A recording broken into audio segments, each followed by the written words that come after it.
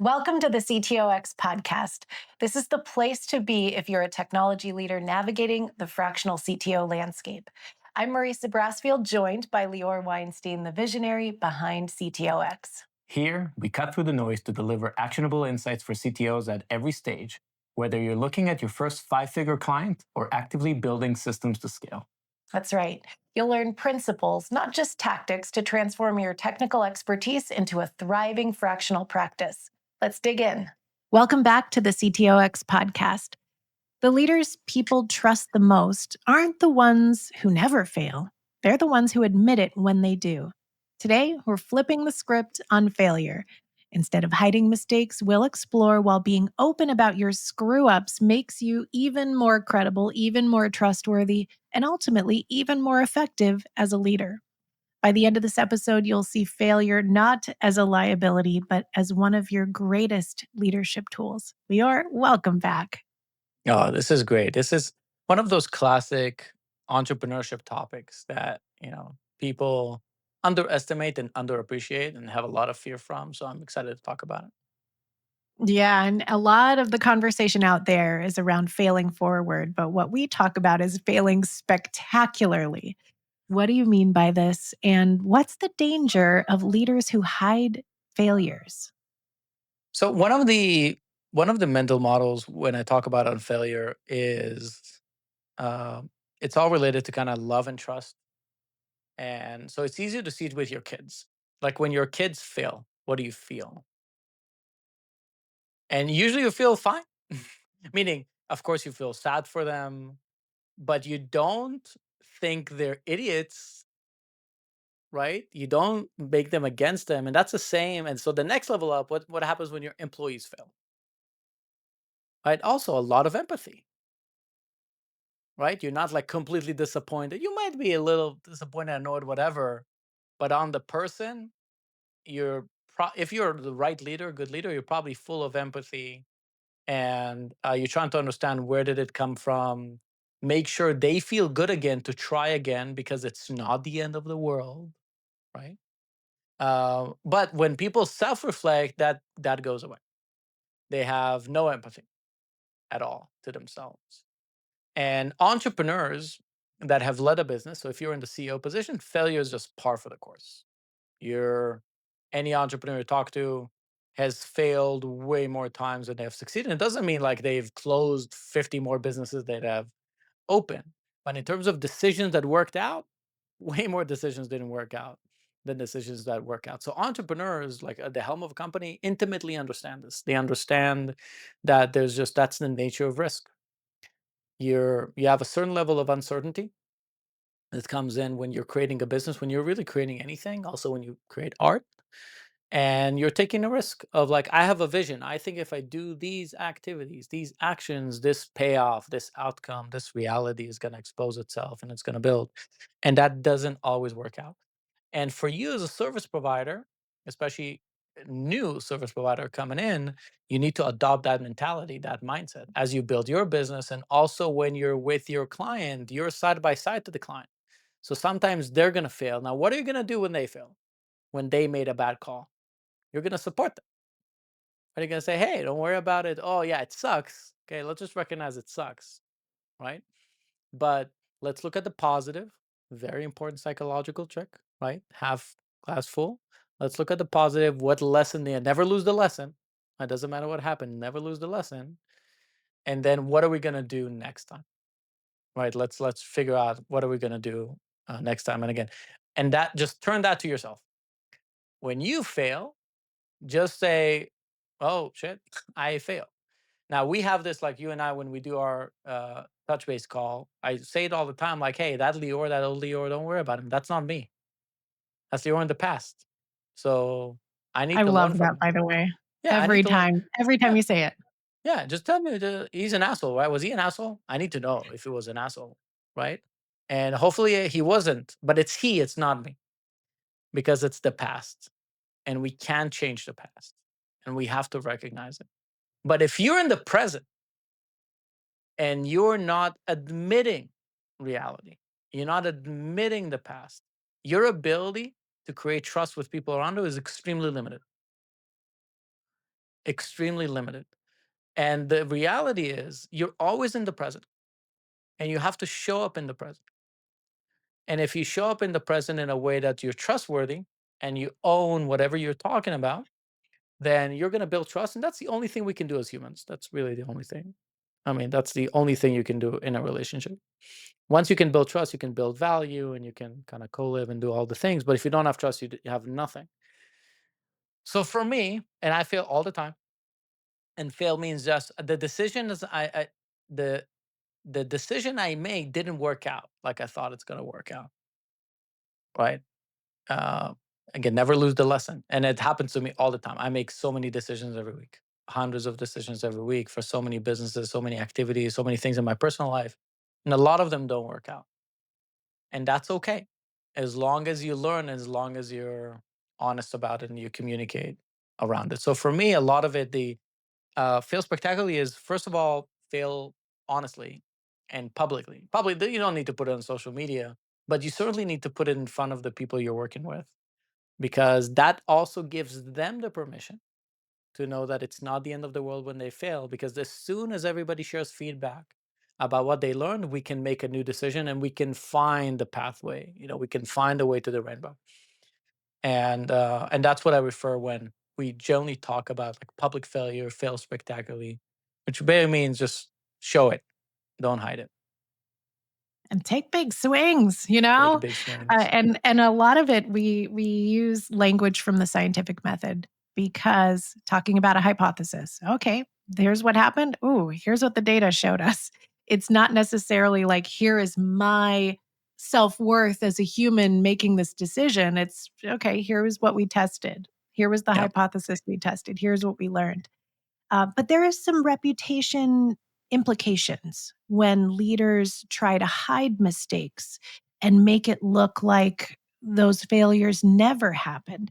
Let's talk about that. And then what happens when the reverse happens? Leaders acknowledge mistakes, and what happens as a result of that decision? Yeah. Hiding your failures doesn't protect your reputation, it poisons it. That reality has this nature where truth comes out. It just happens. Somebody finds out, something happens, truth comes out. And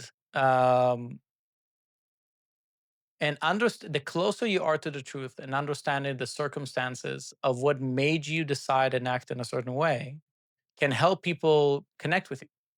This is even when, we talk about psychologists that work with people in prison, right? That when they understand their psyche, like what happened to their universe that made them act in a violent way or a dishonest way, whatever it is, then you can build trust with humans for the future. Because it is about, if you can change the past. So all of these actions and decisions are about the future. These actions that you're doing now are about your future. Do you want a future with the people that you're dealing with? Honesty is a much better policy. Being truthful is a much better policy. Now, there's a lot of caveats to it, right? Like even when we talk about kids, there's white lies, and like there are some ways to talk about truth, right? That maybe are going to be more productive than others, but that's very different than like hiding truth, right? And I'm putting aside, compliance issues and anything related to that, like normal kind of ethical considerations. I find that when people are honest about mistakes, and you see this in the market all the time, the customers usually rally because everybody's human. Everybody makes mistakes. It's a human thing. Everybody makes mistakes.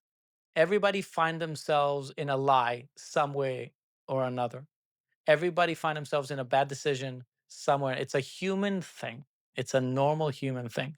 So if you can share that you're human, if you can share that you're normal, then you're at that level. But if you don't, then you automatically, I think, create this like least empathic response of like people thinking that you're better than them, or that they're not trustworthy, or that you don't trust them, or that they're undeserving for truth, right? Which distances the relationship and puts a stain on it, in different way. Um, the opposite also happens. So when you're very truthful, you can create a connection. When you're hiding everything, and then you have this compounding of, there's a phrase like a lie has legs. it just starts walking, and the distance is just, it's like an elastic band. So then when it pops, it's very painful. It's much more painful sometimes than if you would just admitted it and owned it. I think again the biggest thing is not just owning so they trust you and they know what they stand with you, but also you giving them that permission is a big deal, because who wants to live in non-reality?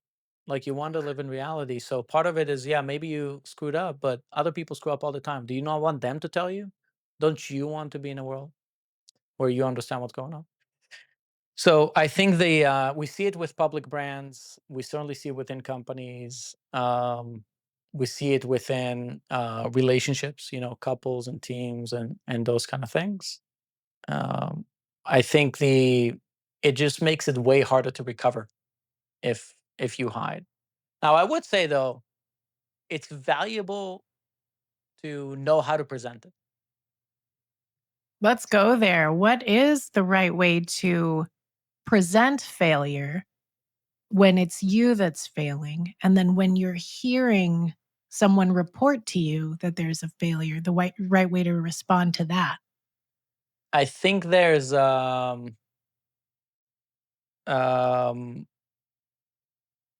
it's kind of like in the legal world. You have a difference between um, like killing and murder. Forgot what's the Right, death, manslaughter and yeah, manslaughter yeah. and murder. Right. Intent matters. Intent matters a lot. Intent matters a lot. So I think being very honest and forward about intent, um, and try to be clear as much as you can about intent is very valuable. And by the way, your intent could also be misguided, and that's also okay. But it goes back to the honesty. I think in many cases, my experience, certainly when I fail, the intent is usually great. And certainly when uh, my team or my partners fail or my kids fail, the intent is usually great. What does it mean great? It meaning it has the right context or the right objective, you know, and that matters a lot. And if it wasn't great, but now they change their mind, that's also matters. That also matters, right? So we have this like back to recidivism, right? People that went to jail for like big things, and they had bad intent. Right? They wanted to hurt, whatever whoever the person is, but they changed their mind, and that also matters quite a bit. So I think intent has a lot of brownie points, and has a lot of brownie points in our legal structure, in our current culture, and I think it has a lot in the hyper local version in your household and in your work and so on. So I think intent and clarifying intent is a big deal. The second thing is ownership, like not objectifying it. So although I say don't take it personally because it was in the past, but you need to own up to the fact that it was you. So ownership is a big deal. Kind of saying, yeah, I screwed up. I screwed up. I said I'm going to do something and I didn't. I did something that I thought I was going to do something, but it didn't. So I think clarifying your intent is a big deal. I think owning it is a big deal, because then you disarm. I think a lot of the friction that comes when there are failures and mistakes is one intent. Like, did you mean to do it? Did you mean to not show up? Did you mean to ignore? Did you mean to? That's a big deal. A big deal.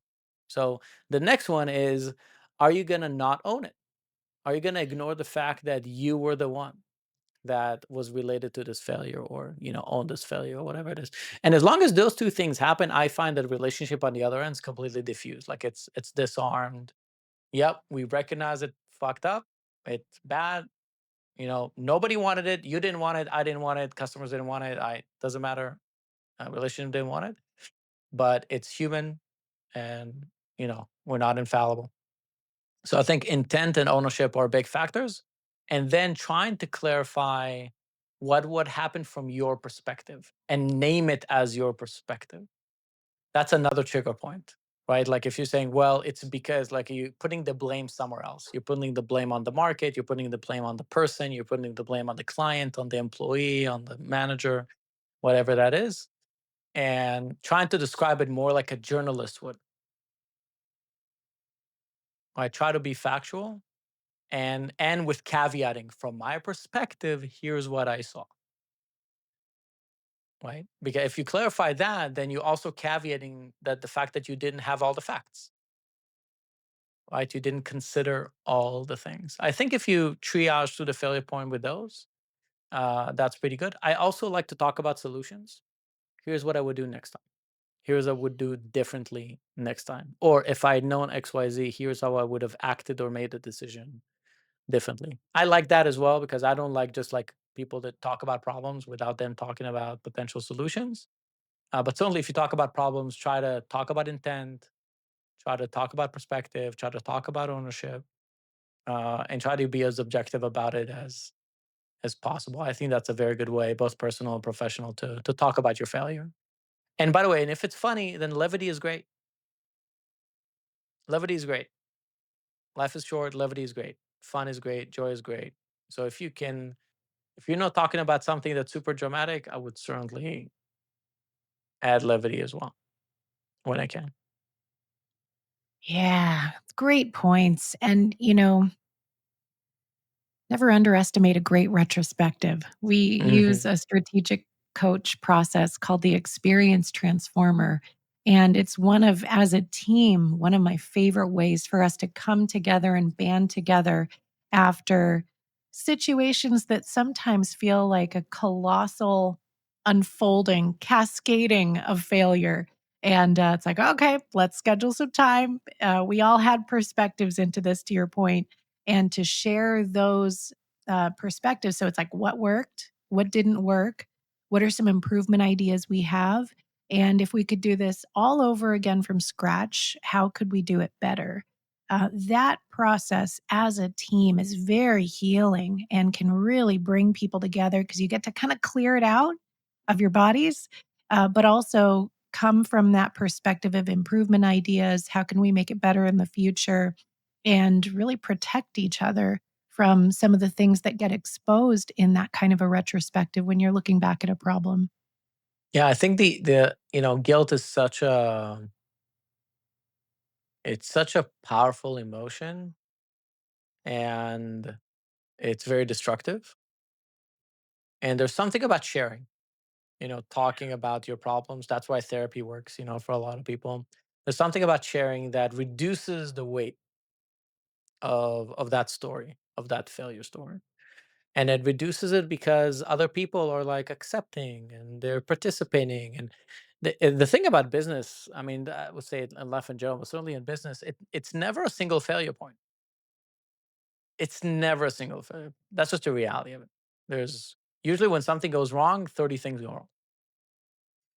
That's always the case. And it's great if somebody has a high degree of ownership. I'm the CEO for some of my businesses, so I have to be accountable for it. It's the nature of the role, right? And it's great that people own their problem, but it's also important to recognize that problems are not siloed.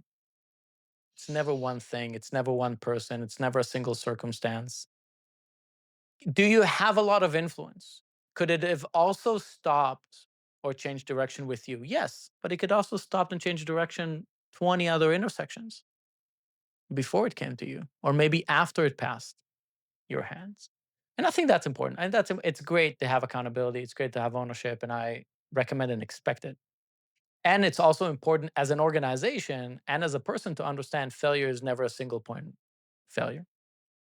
And because how would you really prevent it if you only look at a single point? If failures are varied, right? They're multivariable issues, and you're only looking at your particular issue, you can't really protect yourself from it happening again if you don't recognize that there were multiple variables in consideration for this to fail, and multiple um, lines of defense that were crossed, right? Psychologically or practically or whatever it is. So, working on it as a team and also reflecting on it in that context, like how many other things went bad for this to happen, I think is very important.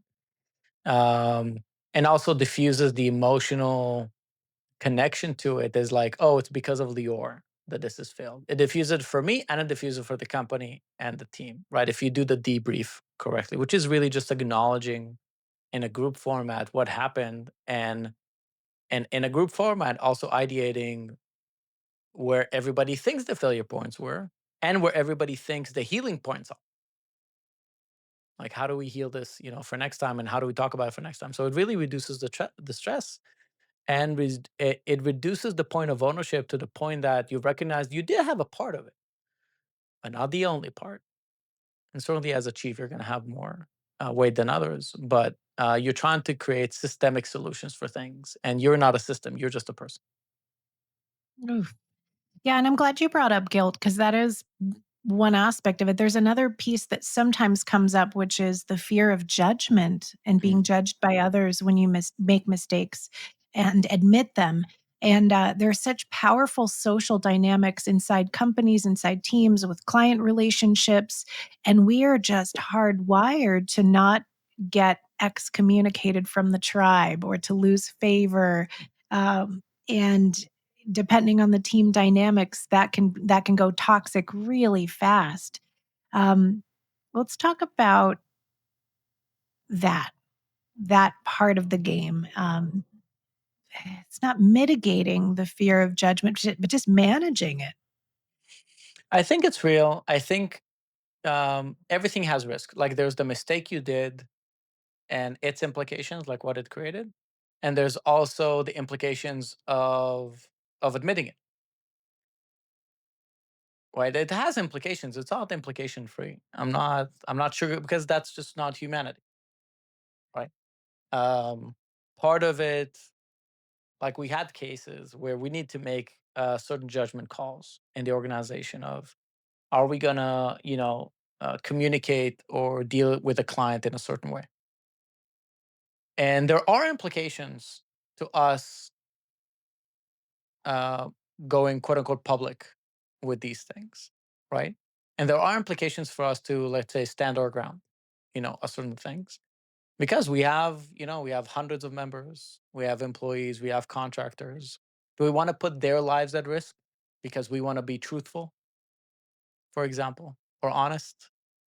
Like, it's not like an ideal world. Yes, you have the complete freedom of choice, but we're in the real world, and you can't always choose that. So I think it's like, although that's definitely my policy, honesty and openness and da da da, there are real world implications, to different things, and you have to consider the impact that certain things are going to cause. I think the first thing is really your most important circles, right? So your coworkers, your partners. If you're not going to be in a great, open, honest relationship with them, it's just gonna aggravate over time. Now, I'll give you an example. It happened to me, like, in business, where somebody came to me and gave me really harsh feedback on one of my CEOs that I work with, right? And I'm like, man, that's a big one. And I needed to make a choice on, should I confront him about this, the CEO, or not? And I've had cases where I did, and I have, and it was great. And I had cases where I chose, you know what? In this particular case, I'm not, because the implication is not worth it. The implication is not worth it. Not for that particular case. Now, of course, it was like in my ethical, moral, he's a cheat, he's a whatever. Of course, there's certainly boundaries that I don't play with, right? With kind of core living boundaries. But business is business. It's a part of life. It's not life. And I think it's important to underwrite the implications of all this kind of type of communications. And for me, I'm a very open kind of guy. Like, I'm happy to get called out on pretty much anything. That's my personality, and I communicate it. And I say, just call me out. Just call me out. And at the same time, I'm a CEO, so I know people are afraid to do it. I'm aware of it, right? So I try to goad it out of them. But that's how I get better, because I learn. I, like, admit my mistakes to myself, and then I admit my mistakes to other people, and we do group stuff. So I try to collect these kind of learnings and process. I think leadership and creating an environment where people feel free to admit their weakness is very important, and that includes you being able to admit your weakness, and that certainly your employees and your partners. If you can do that right, and kind of say, again, you are the past self that did it, or the circumstance was very complicated, and that's just, it was what it was. And your intent was different, or now your intent changed because you understand something differently. As long as you can communicate it in those ways, I think you'll create an environment around you of people that agree. And then Mistakes are just going to be par for the course, and admitting is going to be expected as opposed to fear. Yeah, I think you have a very healthy distance between your self-worth and self-identity and then the Lior who shows up in business. And it's something that I routinely see with our CTOXs and just folks that we've coached in our past, where their work and their identity are intermingled in a very, very dangerous way. And I say dangerous because when things inevitably happen, in business, things don't turn, you make a wrong call, something happens and it's not how you intended. There is that danger to associate that with yourself, your identity, who you are. And I love that frame that you use in our one on ones, which is like, okay, that was the old Lior. New Lior, today's Lior can always make different decisions. And I think that's a really healthy approach to take. Yeah, a bit schizophrenic, but it's useful. Well, like take what works and leave the Yeah, rest. that's all. Um, If you take what so resonates. yeah, yeah. So failure is inevitable. And when things are happening and something flops, what's your intuition on whether to pivot, whether to push through, or when to kind of let things unfold? Um, this is interesting because we deal with this all the time. We have like complicated business planning, a lot of initiatives, and we see it like after 3 quarters. Man, we haven't been able to move the needle on this, you know. And sometimes that's a decision we're making. So now we have another opportunity to decide. So I need to recognize sometimes for the team, I'm like, if we tried this 3 times and we couldn't do it, we can't do it. We just can't do it. We need to admit it. We're all intelligent and capable. We need to admit it. If we still want to do it, we need to change strategies. So we need to do it in a different way. Because if we try 2 or 3 times with the same team, same process, and it's not working out, we just need to recognize that's just insanity, right? It's the classic. If you um, do something again and again and there's no results, it doesn't change. Uh, definition of insanity. And so if that happens, if we still want to do it, then I'm injecting something new, a contractor, a method, a scope change, a new person in charge, whatever that is. Because if I can create a new environment for the thing, I'm more likely to get a result, right? If the first time didn't happen. So um, for something to even pass the criteria of action, it means we want it, and it means we did something in our estimate that we think it's valuable. So that was the initial assumption. So first of all, we need to revisit that assumption. Do we still think it's valuable? Do we still think it's going to create the value that we hoped for? And do we want that value? Like, do we care enough about that value? And then if we want to execute on it, we need to change something. Right? Maybe we missed an impact filter in our case. Maybe we missed a deadline. Maybe we didn't recognize, a precursor, something that has to be there before this can be real, and so on. So if we still want it, and want means like we think it's valuable for us, we want to pursue it. Then how do we pursue it? How do we take action? For me, I mean, if we try something a few times and we iterated like multiple times on it, then I usually let it go or try to find something else. Every time I revisit something, though, I try to pivot. Um, the biggest thing, the biggest mistake a lot of businesses do, and I've certainly have done it multiple times, is just underbaking, just not letting things have their time in the oven, and you pull it out too soon, and it deflates, right? So, but part of that is planning, just understanding that, yeah, this sales script should work, or this app, should do the thing. And like, well, yeah, but and you're like, oh, 3 months had passed, yeah, but only 4 people tried it. So like you're missing the proof. Is time the proof? Great. Is users the proof? Great. Is people giving you feedback or clients or whatever it is?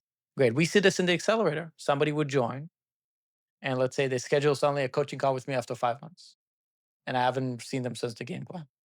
And we meet, and they're like, "I'm super frustrated. I've been doing this for 5 months, and I get no clients." And I'm like, oh, that sounds bad. So can you tell me, like, what have you done in the past 4 weeks, for example? And then they're like, well, I sent like 2 LinkedIn messages. I'm like, oh, okay. Well, slow month. What'd you do in the past 12 weeks? And they're like, yeah, I've sent 100 connection requests. And I'm like, a week? I'm like, no, total. I'm like, okay, here's our problem. You didn't do anything. Your expectation of volume, effort, and reward are misaligned. Super common, right? Which is exactly that matching between input and output and the reality between those things. So when this happens to me and I'm seeing a failure or a mistake or a project that's not moving, I try to analyze it. Well, did I give it the proper effort? Did I give it the proper, money or attention or whatever that is? And if that is true, and I've been beating around the bush like for a very long time, I would definitely let it go and find something else. But more often than not, I find that I underbaked. I didn't try enough because he should have told me 100 connections a week, right? Not 100 connections over 3 months. And he should have told me he sent 500 emails a day and not 500 emails over 12 weeks. And that's the same for our team. When we look at something, why didn't it work? Oh, because somebody spent 3 hours on it in the last 12 weeks. I'm like, yeah, of course. There's no magic. That's also something I say in the accelerator where, like, if you can just join and make $30,000 a month in 4 weeks, just spend $2,000 or 4 weeks and make 30, that would be the only job in the world. Nobody would do anything. The only job would be fractional CTO. Nobody would do anything. So setting the expectation of effort and results is a big deal. And we try to do that internally and just be honest about it. Did we actually put in the right effort into whatever, the business, the relationship, the app? Doesn't matter. Beautiful. Failure is proof you're in the arena. And the ideal outcome for leaders isn't perfection, it's progress, honesty, and growth. So if you're listening today, start small. Share one recent lesson from a failure with your team, with your family this week, because failing spectacularly is not the end of credibility. It's the beginning of trust. If this episode resonated, share it with a peer who needs that reminder today. Lior, thank you as always for the thought-provoking conversation. See you soon. See you next time. That wraps up another episode of the CTOx podcast. We hope today's conversation gave you the tools and inspiration to advance your journey as a fractional CTO. And don't forget, if you want more in-depth support or to connect with our community of fellow fractional CTOs, visit us at CTOx.com. Thanks for tuning in, and we'll catch you next time on the CTOx podcast.